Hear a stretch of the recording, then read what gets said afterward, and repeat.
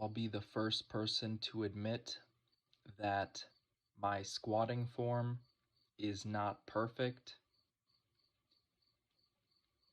It's taken a long time, actually a decade, 10 years of squatting for me to get to this point. It's taken a long time for me to be comfortable in the depth, in the bottom position. It's taken a long time to cultivate even the smallest bit of strength in the squat. And it's taken a lot of different exercises.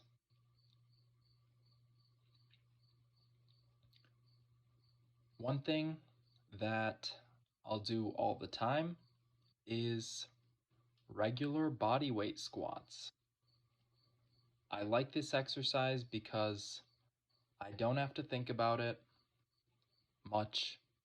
I can focus on simple things like keeping my back upright, making sure I'm achieving a desirable depth in the squat, making sure I'm explosive out of the bottom or my speed is fast, making sure my ascent and descent are both controlled, simple things like that.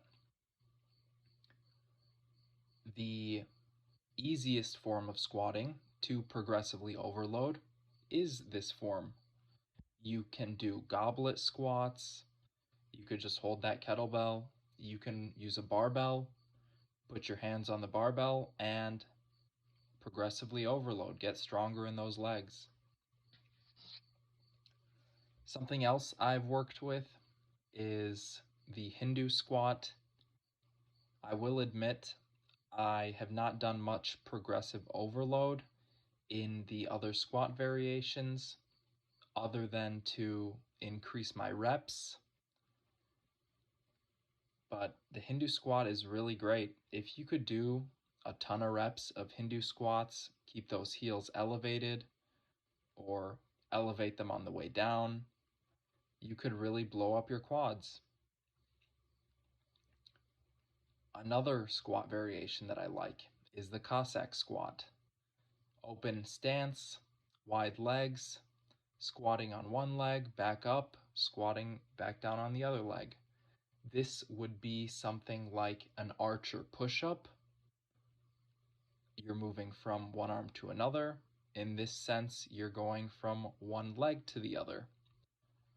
Something that I tried out yesterday for the very first time was a low stance Cossack squat. In this exercise, again, you're shifting from one leg to the other in a wide stance, but you're not fully extending your legs. You're staying low. You're staying as low as you can, shifting from one leg to the other. I call this exercise a mantis dance because it looks like the way a mantis dance, and it burns quite a bit. You really feel it in your hip flexors. It'll really open up your hips. You get a ton of blood flowing through there. It's really great. One squat variation that I have avoided is the wide stance squat. This one is very good for you. Wide stance squatting might be the best way to squat. It, in my opinion, is also the hardest way to squat. You get that wide stance, something like a horse stance, and you squat.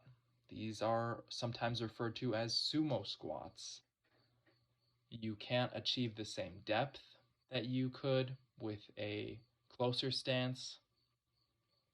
You're using a lot more of those leg muscles, and it's really building your whole leg. I have historically preferred to do close stance squats. I could keep my feet right next to one another, like two books on a shelf. I could go all the way down, butt touching my ankles, butt to my heels, and I'm completely comfortable. But in that wide stance, I lose a ton of my strength. Having to use those auxiliary muscles is quite stressful, especially when you have not put in the work to build them. So, in this sense, I really should be doing a lot more wide stances. Not a lot more wide stance squats, I should say. One notable mention I will bring up is the pistol squat. This would be an intermediate or advanced squatting variation. You're squatting on one leg, bringing that foot forward. I've done quite a bit of these. Personally, I think they're fine, but it is quite a lot of strain on the knees compared to the other variations. It is great though. If you could do them, I recommend them. You can progressively overload them. The pistol squat's great. For me, I've got to focus on more wide stance squats.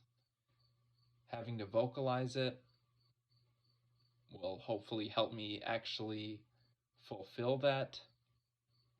And I'll be back with more squatting tomorrow.